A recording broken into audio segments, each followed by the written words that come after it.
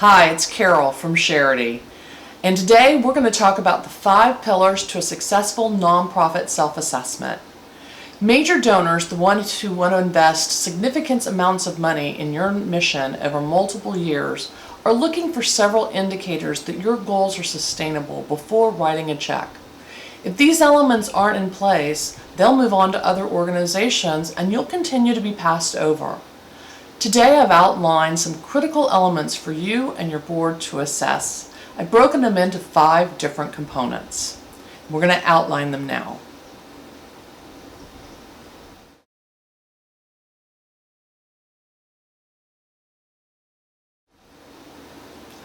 Number 1, do you have a plan developed in writing that outlines what you plan to do over the next 3 years and how this plan will significantly change the issue your mission addresses? You must be able to clearly articulate to prospective donors how their money will make a difference to the issue that they care about. Traditional strategic plans tend to focus inward, and they don't offer the kind of impact that draws large philanthropic investments.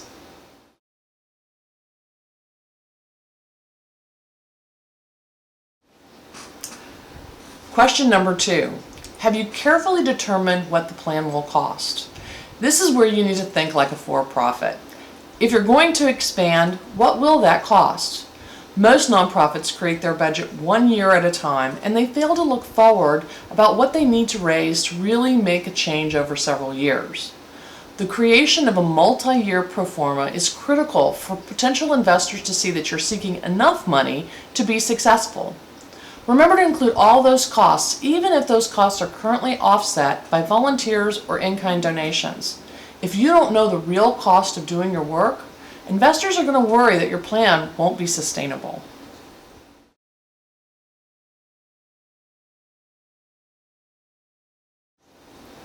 Question number 3. Do you have the right people to pull off the plan? Now, this may seem like the easiest question to answer, but in reality, it's the hardest. Dedicated, passionate, and caring people tend to support and work for nonprofits. However, they're not necessarily the people who will help you scale an organization beyond the grassroots level. I've had many major donors tell me that the first thing they look at is the CEO or executive director. And is this a person who has the business acumen to pull off a plan that might have a significant amount of money involved in it? Many nonprofit leaders, especially founders, have tons of heart, but they may not have the skill to lead a multi-million-dollar operation. Beyond the key leader, do you have the staff in place to be able to do the work you're proposing? Are you going to need more or new positions? Is your board able to open doors to key stakeholders or donors that you might need to get involved? While these discussions are never easy, they are the keys to success. If you suspect you don't have the right people on the bus, donors are going to see this immediately.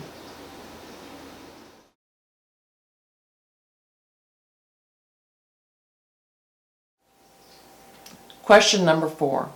Do you have enough donors cultivated who can support the financial goal that you've proposed?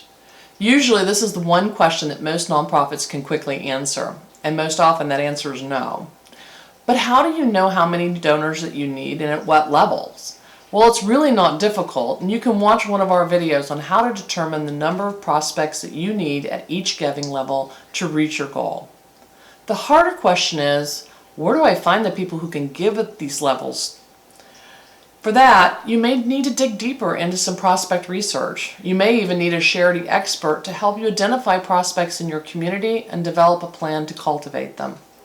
But remember, this is not a quick process.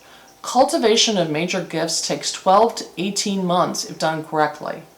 Before you try to launch a campaign, it's critical that you have this question firmly in the yes, or it's a waste of your money and the donor's time.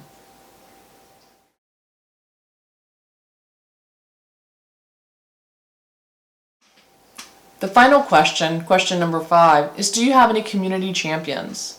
Many nonprofits say that they're the best kept secret, but we all know that's not a good thing. But do you know how to break through? Before your brand becomes well known, one way is to have individuals who are well respected in your community champion your nonprofit. These individuals can help open doors to key stakeholders and help you start the all-important process of gaining the respect of those who can financially support your work.